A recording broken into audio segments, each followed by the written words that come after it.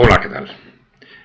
Bueno, vamos a empezar con otro vídeo de preguntas y respuestas. Ya sabéis, por favor, si no estáis suscritos, suscribiros, que es gratuito. Si queréis ayudarnos, dar a la tecla de unirme o unirse, difundir, por favor, la información que os parezca interesante y proponer a otros que se suscriban, por supuesto. Bien, dejarnos también preguntas, comentarios, ideas o propuestas en el canal y en la medida en que podamos las iremos respondiendo a través de estos vídeos de preguntas y respuestas. Bien, vamos allá. A ver, Mario FGP, en relación con el análisis sobre la guerra en Ucrania, nos dice, excelente análisis técnico desde el punto de vista militar. Dice mucho, realmente dice todo, el asunto de los ataques contra los radares de defensa antinuclear. Una provocación desmedida de desbordar el conflicto hacia un escenario continental, incluso mundial. Bien, efectivamente, ya hemos comentado que está claro que hay una estrategia escalada por parte del poder corporativo occidental, una de escalada de los conflictos actuales hacia buscando un conflicto de carácter bélico continental o incluso mundial. Y que esta estrategia se está desarrollando de forma, en alguna forma, en una buena medida similar en relación con el conflicto en Ucrania y en relación con el conflicto en Oriente Medio. Tanto Israel por un lado como Ucrania-OTAN por el otro están manteniendo una constante estrategia de provocación con el objetivo ya más que evidente de intentar que Rusia en un caso o Irán en el otro sean los que inicien el conflicto. Es decir, están intentando provocar a Rusia y a Irán para que den un primer paso que justifique el estallido de ese conflicto continental, siempre teniendo en cuenta en los dos casos que es un conflicto que no tiene ningún sentido si no consiguen implicar a Estados Unidos, claro, porque tanto en un caso como en el otro perderían frente a Irán o frente a Rusia si Estados Unidos no se implica, ¿no? Entonces, este es clarísimamente el objetivo, ¿no? Bien, entonces, en el caso de Ucrania, ya estamos en un proceso de más de un año de constantes provocaciones contra Rusia, intentando que, bueno, avanzar en esa escalada. Y un ejemplo claro es el que menciona Mario FGP. Durante el mes de mayo se produjeron ataques contra los radares de defensa antinuclear rusa en Rusia, en territorio ruso, sin ninguna relación con el conflicto en Ucrania. Fueron 3 ataques con una separación de 4 días entre ellos, de 4 y 4 días. Y claro, es muy revelador porque, claro, en todas las doctrinas militares de los países nucleares, el ataque a los radares de defensa antinuclear es causa suficiente para justificar un ataque nuclear, una respuesta nuclear, ¿no? Y entonces, ¿esto por qué se hace? ¿Por qué lo hace Ucrania? Porque claro, Ucrania estas decisiones no las toma por sí sola, las toma de la mano de la OTAN, es decir, es la OTAN la que las toma, ¿no?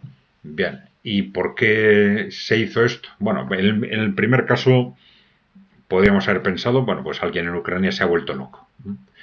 Pero claro, si eso hubiera sido así, la reacción por parte de la OTAN para evitar ese estallido nuclear hubiera sido inmediata. Hubiera sido inmediata y hubieran, por supuesto, intentado tranquilizar a Rusia y, no sé, y llevado a los marines a Kiev para cambiar el gobierno de forma inmediata, ¿no? Frente a unos señores que sin que nosotros queramos nos están provocando una guerra nuclear, ¿no? Bueno, no solo no sucedió eso, sino que 4 días después se produce otro ataque y 4 días después otro. Es evidente, ¿no? Los oyentes pueden tener, los que nos oyen pueden tener una interpretación por sí mismos perfectamente clara de cuál es la explicación que tienen este tipo de actuaciones, ¿no? No son las únicas, ¿eh? Claro, cuando están atacando sistemáticamente la central nuclear de Zaporizhia en territorio controlado por Rusia, pues es evidente lo que se quiere provocar. Se quiere provocar un desastre que justifique, pues de una u otra forma, esa escalada general por parte de la OTAN. Es decir, está claro, y en la relación entre Israel y Irán ha sucedido algo similar, ¿no? Es una constante provocación intentando siempre que sea Irán o que sea Rusia los que provoquen, de ser posible, esa escalada. Bien. Pablo Beunza.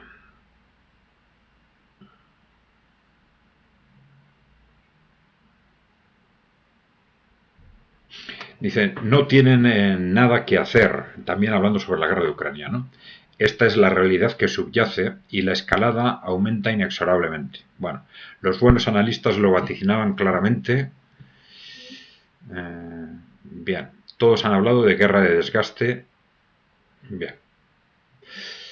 Sí, bueno, yo creo que los que nos oyen ya conocen estos conceptos, ¿no? Es decir, ya hace un año aproximadamente en el que está claro que Rusia estratégicamente tiene ganada la guerra, pero no es algo que se manifieste de forma inmediata en el territorio porque estamos en una guerra de desgaste. En la guerra de desgaste el objetivo fundamental es desgastar al enemigo y con la idea de que solo después vendrán o la rendición o los avances territoriales. Pero el objetivo fundamental es desgastar al enemigo. Y eso se ha producido de forma evidente ya hace mucho tiempo, con un ejército ucraniano y una infraestructuras ucranianas cada vez más desgastadas y un ejército ruso cada vez más fuerte, ¿no? Bueno, ese es en principio el contexto que decíamos que claramente anticipa la victoria rusa en Ucrania, sin que eso quiera decir que tenga que ser algo inmediato, porque Rusia no está arriesgando, está intentando simplemente ir, ya digo, desgastando e ir avanzando solo en la medida en que se producen flancos débiles por parte de Ucrania, es decir, minimizando los riesgos de costes en personas y en material.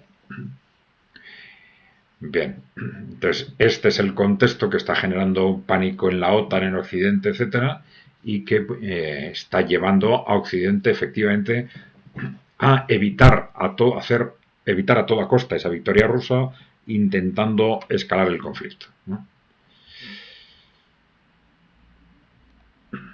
David Tang nos dice, lo bueno de esta guerra, si se puede decir eso, es que está juntando Rusia con China. Sí, bueno, esto es evidente, pero yo creo que era anterior. Esta unión entre Rusia y China fundamentalmente tiene su origen en Rusia, en el acceso, en lo que se llama la revolución Putin o el acceso del putinismo, vamos a decir, al poder a partir del año 2000, y en China con el acceso de Xi Jinping al poder en el año 2012. Ahí se produce rápidamente una confluencia de intereses dentro de esa revolución o estrategia anticorporativa, que en Rusia se trata de sacar a las corporaciones rusas y occidentales del poder y someterlas a los intereses generales, por decirlo sintéticamente, ¿no? En China algo similar, se empieza a controlar el poder de las multinacionales chinas y occidentales y se desarrolla esa estrategia anticorporativa internamente y también externamente, y cara a nivel mundial. Se apuesta por el mundo multipolar, por contener a Estados Unidos en Oriente Medio, etcétera, ¿no? Bueno, todo eso, digamos, a partir del año 2012-2014, pues yo creo que queda bastante claro, ¿eh? Aunque esa unión entre Rusia y China no se haya formalizado expresamente, pero claro, ha quedado muy clara para el que no lo conociera esta evolución, pues esa unión ha quedado perfectamente clara a partir del año 2022. Bien. Domiciano.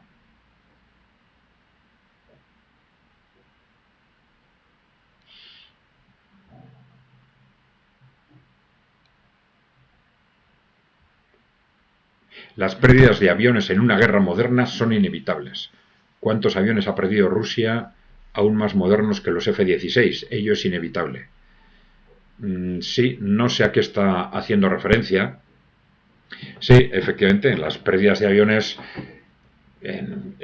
claro, en una guerra moderna, en cualquier guerra, son inevitables.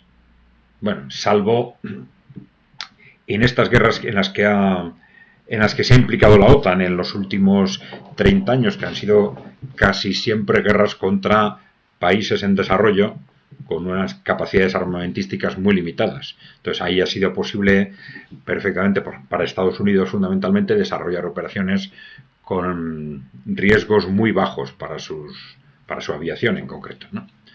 Bien, en la situación actual, bueno, la aviación ucraniana está prácticamente desaparecida. Ahora se está hablando mucho de estos F-16 que ya han empezado a caer. Pero bueno, es un factor interesante para el gobierno ucraniano. No sabemos hasta qué punto, porque incluso está habiendo problemas de capacitación de los pilotos. Pero bueno, se está empezando incluso a hablar, lo habréis oído, de la posibilidad de utilizar también mercenarios, entre comillas, occidentales para pilotar estos F-16, ¿no? Pero bueno, sí, es un elemento interesante para el ejército ucraniano, pero no van a cambiar nada significativo en el frente, ¿no?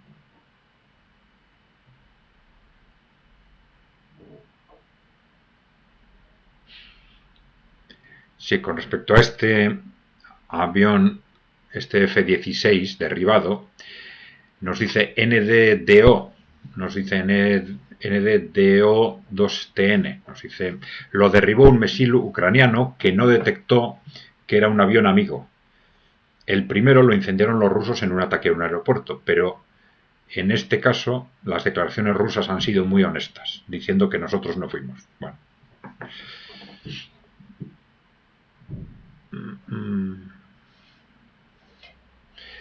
69 en Mercadal nos dice, hay hechos, pero los hechos no son emociones. Los comentaristas buscan la implicación emocional y además saben a quién hay que defender. No se trata de ser objetivo, sino partidista. Hay situaciones y provocaciones. Situaciones se refieren a Rusia y provocaciones se refieren a la OTAN. Me quedo igual. Incluso si lo pienso al revés, no veo las provocaciones por ningún lado. Bien.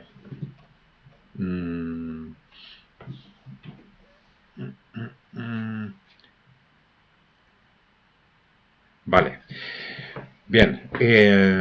Interpretando lo que quiere decir 69 Mercadal, no veo las provocaciones por un lado, esto nos va a interpretar el resto del párrafo, ¿no? Bueno, supongo que estás haciendo referencia a este comentario sobre que llevamos un año de provocaciones contra Rusia, ¿no? Bueno, ¿qué son provocaciones contra Rusia? Provocaciones contra Rusia, no, evidentemente no estamos hablando de Ucrania, estamos hablando de la OTAN, ¿no? De la implicación creciente de la OTAN, de las amenazas crecientes de la OTAN en acciones contra Rusia, es decir, cuando Ucrania se dice que Ucrania lanza un misil contra territorio ruso, no lo hace Ucrania, lo hace la OTAN, porque los dispositivos son de la OTAN, los proyectiles son de la OTAN, la geolocalización de la OTAN, están guiados por los sistemas de la OTAN. Y hay una localización previa de objetivos también por parte de la OTAN. Entonces, nosotros decíamos, bueno, pues ¿qué hace Ucrania? Pues igual apretar el botón. Pero incluso luego viene Scholz, el propio canciller alemán, y nos dice que ni siquiera eso. Bueno, nos dijo expresamente que las plataformas de lanzamiento de misiles franceses y británicos estaban operados por militares franceses y británicos, ¿no? Y intentando hacer referencia a que ellos no podían hacer eso, ¿no? Pero claro, Alemania no podía implicarse de esa forma. Bueno, entonces, y no hubo un desmentido de esto. Es decir, que todas esas medidas, eso son provocaciones, evidentemente. Claro, ¿qué ha hecho? Son provocaciones en la medida en que son ataques de Francia y de Gran Bretaña contra Rusia. Eso, si no es una provocación, no sé cómo puede ser. También lo es, evidentemente, el mandar tropas, el mandar, a veces intentando llamarles mercenarios, de forma oculta enviar equipos de formación para los militares ucranianos. Todo eso son provocaciones porque es intervenir directamente en la guerra. Ya hemos comentado también los ataques a la central nuclear de Zaporizhia.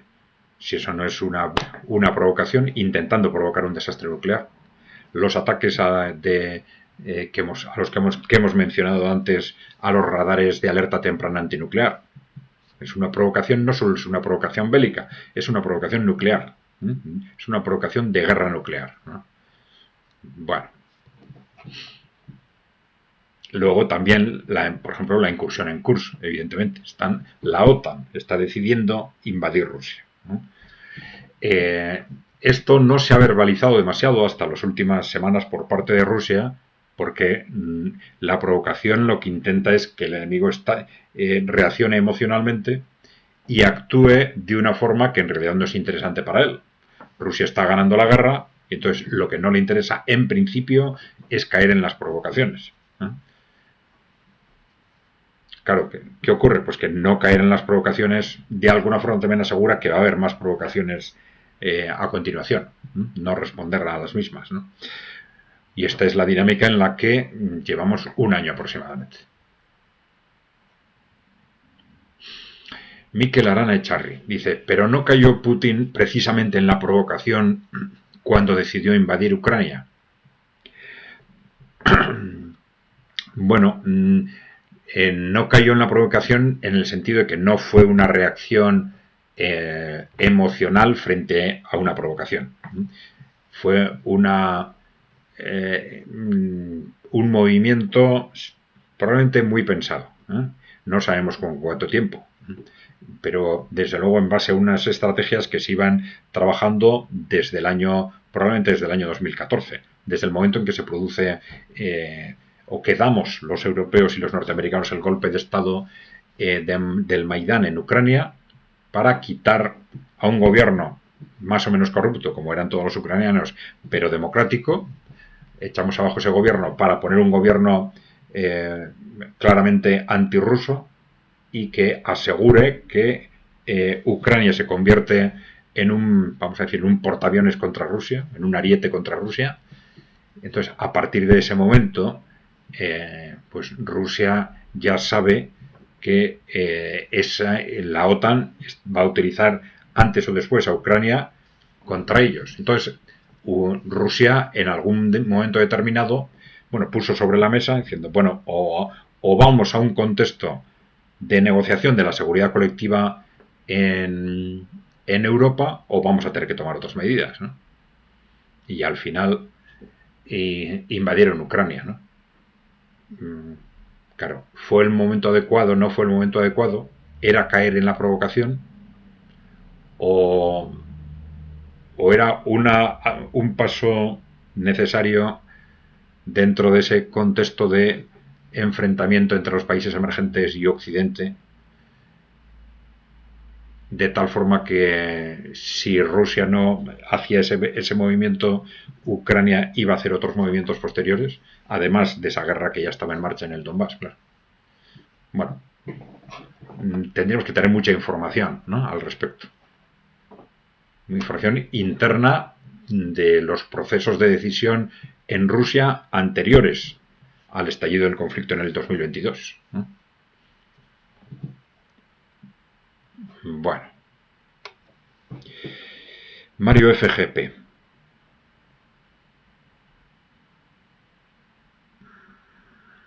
Muy interesantes los espacios de Javier Benítez, Al Contado y Ajedrez de Geopolítica. Excelente que edites aquí tus participaciones en ellos, Adrián. Vale.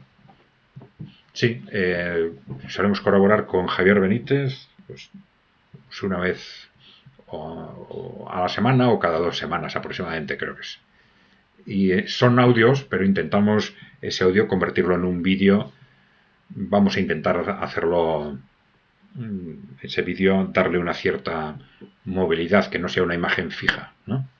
Va a hacerlo un poco más atractivo.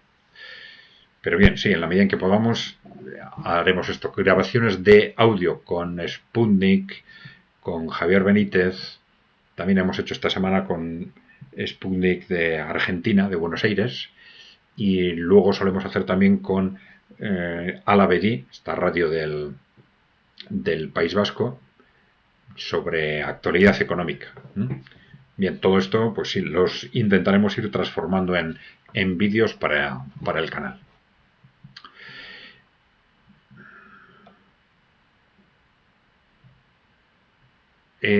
User QD2CC, dice. No sé si entiendo muy bien la redacción. Como tantos componentes, corporaciones. ¿Cómo pueden tantos componentes corporativos articular un único proyecto político corporativo como el neoliberalismo? Ya. Es posible que esto tenga relación con el análisis que hemos hecho en un vídeo sobre quién manda en el poder corporativo. Entonces, ahí hablamos de distintas grandes multimillonarios, familias corporativas, de tradición corporativa, grupos de interés, etcétera. Y entonces es posible que de ahí venga esta pregunta. ¿Cómo es posible que tantos componentes corporativos articulen un único proyecto político corporativo como el neoliberalismo? Bueno, vamos a ver, no tienen que ponerse todos ellos previamente de acuerdo en cada paso que se da, ¿no? Por ejemplo, en el neoliberalismo podemos distinguir tres fases, ¿no? Una fase de elaboración doctrinal por parte de determinados expertos que fueron trabajando en el neoliberalismo en los años 30, fundamentalmente del siglo XX.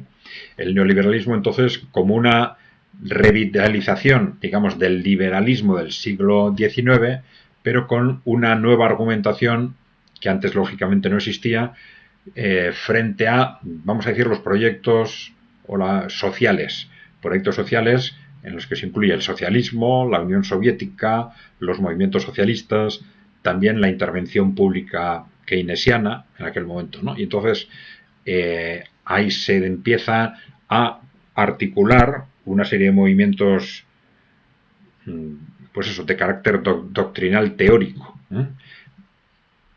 Ahí el apoyo corporativo fue muy claro. Y hay, por ejemplo, la Fundación Rockefeller. Pero claro, eso no quiere decir que todos los grupos que están detrás del poder corporativo se tengan que poner de acuerdo para impulsar esto.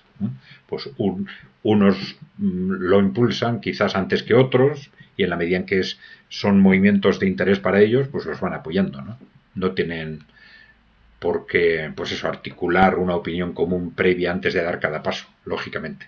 Digamos, en el neoliberalismo luego tuvo un segundo paso cuando se da el salto a los gobiernos, con los gobiernos de Thatcher y de Reagan en los años 80, y luego un tercer paso fue, ya al terminar la Guerra Fría, en los años 90, cuando el neoliberalismo se extiende al conjunto de Occidente y al mundo en general, ¿no?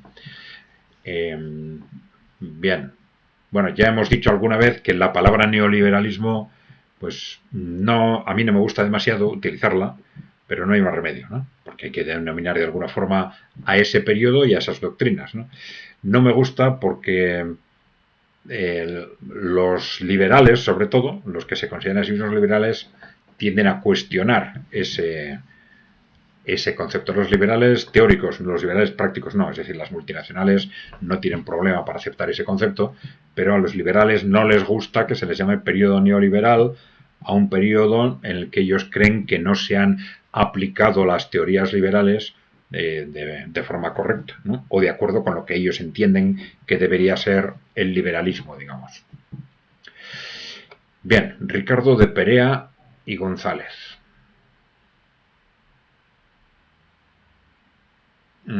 Vamos a ver.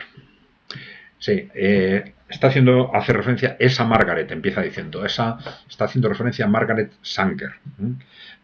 Ahí sí hablamos, Margaret Sanger es una de las líderes históricas del feminismo que trabajó sobre todo en el ámbito de la planificación familiar y se empezó a relacionar con círculos corporativos, con la eugenesia, incluso con círculos nazis, etcétera, ¿no? Y entonces Ricardo de Perea González nos dice que ninguna feminista es aprobada por fascismo alguno. ni alemán ni no alemán. Bueno, el nazismo es filosófica y radicalmente contrario a todo feminismo de cualquier clase. Y condena y pena el aborto, tanta. No todo desigualitarista racial es nacionalsocialista, ni todo el que coincida con algunos postulados del feminismo. Bueno.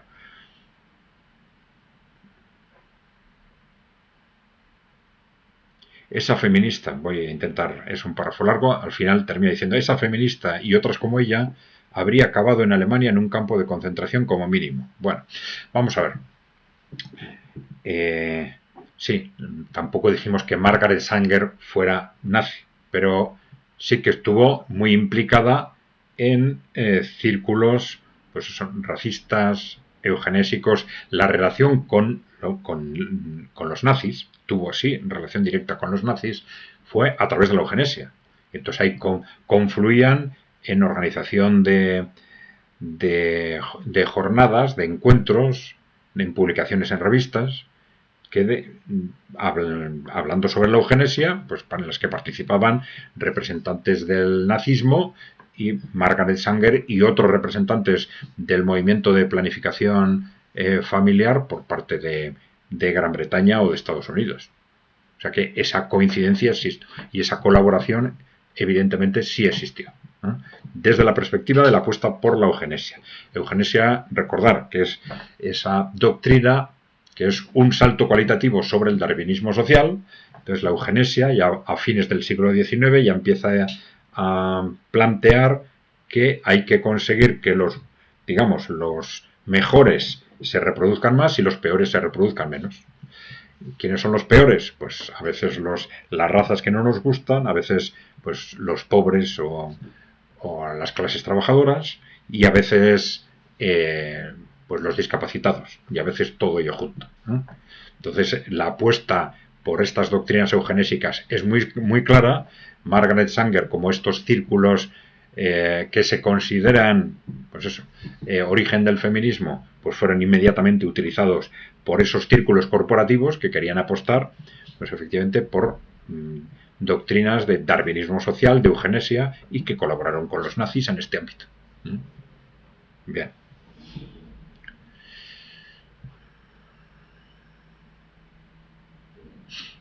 Antonio V5SS.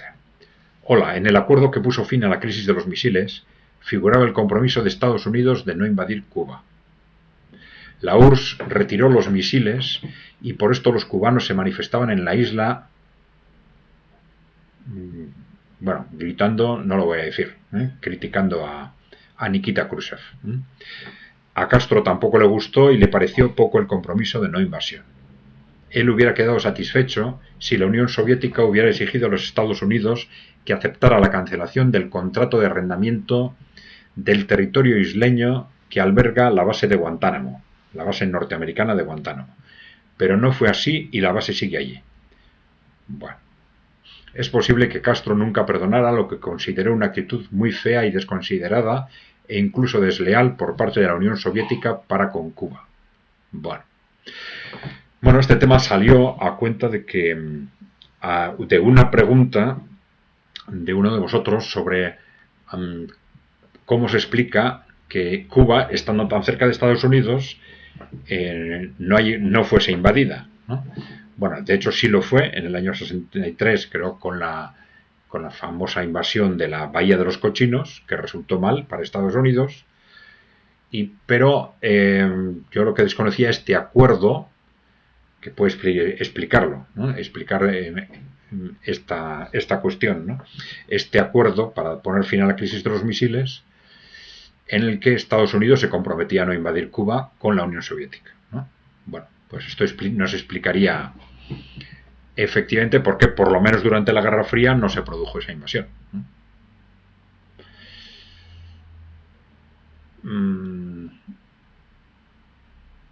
Monsec 3445.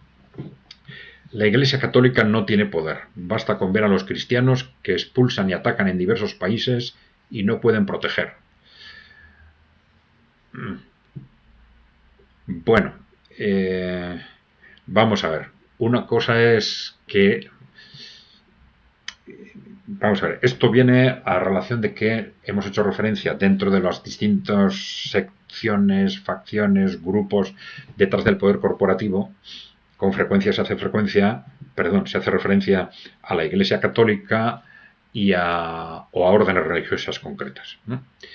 Y vamos a ver, hay evidentemente ha habido muchos escándalos por recordar el escándalo IOR, etcétera, a cuenta del Banco del Vaticano, etcétera, a cuenta de los fondos financieros pertenecientes al Vaticano y sobre cómo se administraban y cómo se financiaban y cómo se utilizaban, ¿no?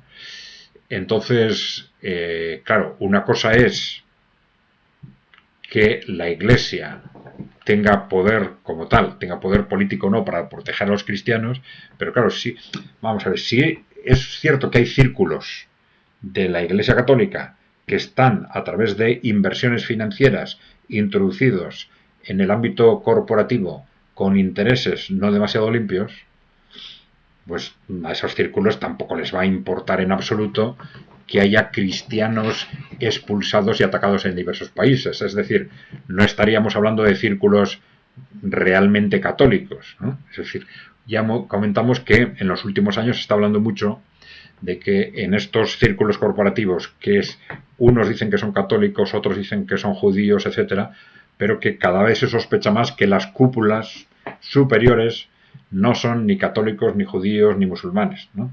Sino que son o ateos o agnósticos o incluso de que se relacionan entre ellos a través de sectas, digamos, ¿no?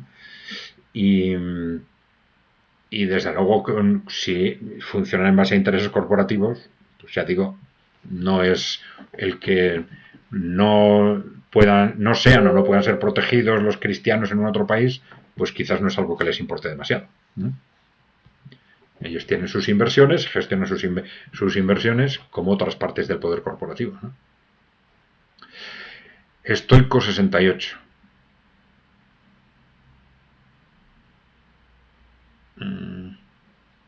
El NOM, el nuevo orden mundial, creó el fascismo y el comunismo. Por eso mantienen a Cuba como cabeza de puente para mantener a USA controlada. Bueno, el NOM, el nuevo orden mundial, yo creo que esto es más reciente, por lo menos el concepto, ¿no? Este concepto del nuevo orden mundial, si te está refiriendo a ese, lo que nosotros hemos llamado poder corporativo, la expresión nuevo orden mundial es mucho más reciente, ¿no? Pero bueno, independientemente de eso, el poder corporativo creó el fascismo, está claro. Bueno, por lo menos lo financió o lo utilizó, etcétera, ¿no? Lo del comunismo no sé si está tan claro. No sé si está tan claro. Hombre, sí hay algunas anécdotas que se comentan de vez en cuando, pero bueno, no, yo por lo menos no he visto información que acredite, ni mucho menos, claro, ese apoyo tan global de prácticamente todas las grandes corporaciones al fascismo y al comunismo, ¿no? Apoyo financiero, organizativo, etcétera, ¿no? Tanto a los movimientos fascistas y nazis como a los gobiernos fascistas y nazis una vez que llegan al poder, ¿no? Vale. Encarna Fernández.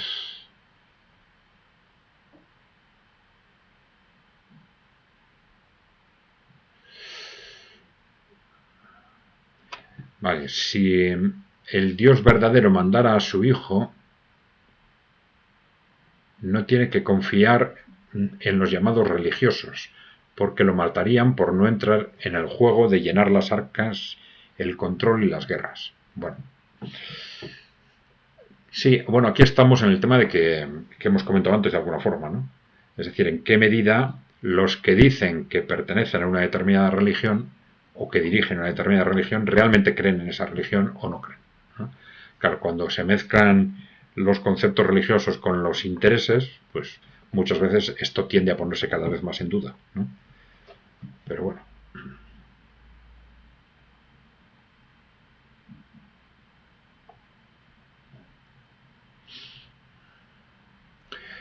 A ver, Pablo Beunza, sobre este tema de Cuba también. Dice, efectivamente Cuba ha sido protegida desde 1962 por la Unión Soviética. Nikita Khrushchev. Bueno, se sabe que durante la Primera Guerra Fría Fidel mantenía unas relaciones existenciales con la Unión Soviética. Los yanquis siempre han mantenido con cautela desde el 63 el reintentar una invasión a Cuba, aunque estuviera tan próxima al continente. Cuba ha sido vilipendiada por el cerco y sancionada, pero no tocada por la bota gringa. Bueno, lo fue con la Bahía de los Cochinos, pero después ya no. Puede parecer curioso, pero la Unión Soviética lo dejó bien claro a partir de la crisis de los misiles. Vale. Bien, bueno, pues es una información interesante que yo desconocía. Ese compromiso de que a raíz de la crisis de los misiles, Estados Unidos se había comprometido a no invadir Cuba. Moraima Celada. A mí me revienta ver a todas esas personas especulando sobre cuánto tiene la Iglesia. En primer lugar, ese dinero ha sido donado por los fieles y no le incumbe a nadie más. La Iglesia custodia un patrimonio, lo cual implica también muchísimos gastos en reparaciones, y todo eso sin contar los gastos de los sueldos de todos los sacerdotes, que no viven del aire, por contar los gastos mensuales y sin descontar las ayudas sociales que se brindan, ¿no? Bueno, vamos a ver, porque hay comentarios en sentido contrario respondiendo a este comentario de Moraima, ¿no? Claudio Miranda le dice, a mí me revienta que haya cristianos que no sepan de la historia de la Iglesia Católica y de sus connivencias con monarquías, dictaduras, familias y poderosos económicos que siempre estuvieron ayudando a la Iglesia para que enseñara y propagara a sus feligreses el miedo y el respeto a los señores de poder. Bueno. Y GG 1663 dice, los religiosos católicos en España los paga el Estado a través de una triquiñuela de la recaudación del impuesto sobre la renta. Bueno, o das para el mantenimiento de la Iglesia o se lo queda el Estado. Por eso la publicidad de la Iglesia Católica no te costará más. Bueno, vamos a ver estos tres comentarios. En general, en las religiones históricas siempre hay una combinación de, digamos, lo que es la parte dogmática, de creencias, digamos, de creencias sobrenaturales, si queréis. Por otro lado, la parte de valores, moral de valores, que es importantísima históricamente, dentro de las funciones sociales que esas religiones han representado en todos los contextos. Y luego la parte del poder. Precisamente por la importancia que los valores tienen en la humanidad, en las personas, ha sido algo tan importante en las religiones que todo el que tenía poder ha intentado controlarlas, ¿no? Y ponerlas a su servicio. Entonces, esos tres componentes existen, ¿no? De forma continua. Entonces,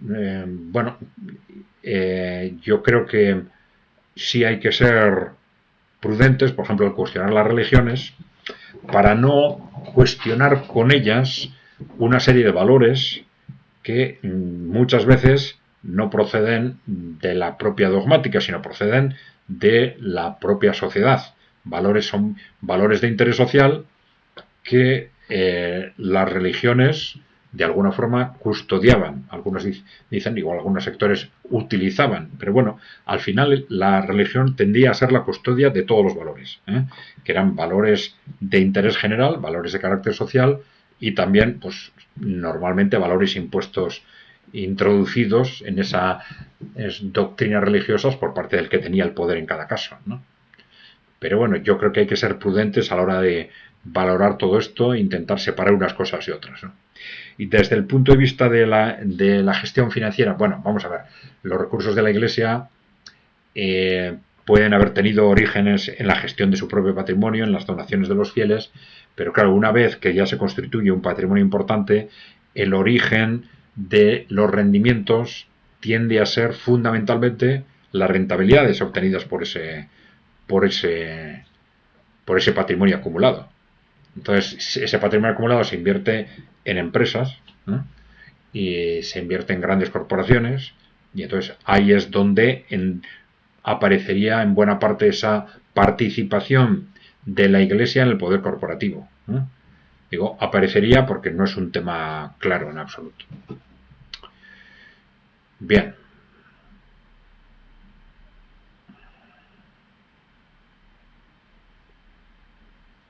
Bueno, ya llevamos casi 40 minutos. Vamos a dejarlo aquí, si os parece. Bien, pues como siempre os digo, si no estáis suscritos, por favor, darle a la tecla de suscripción. Si queréis ayudarnos, pues darle a la tecla de unirme o unirse, enviar, reenviar, distribuir lo que os parezca interesante, proponer a otros que se suscriban y dejarnos preguntas, comentarios, ideas o propuestas en el canal, que las intentaremos ir respondiendo en la medida en que podamos a través de estos vídeos de preguntas y respuestas. Vale, pues nada más, gracias por vuestra atención, hasta la próxima.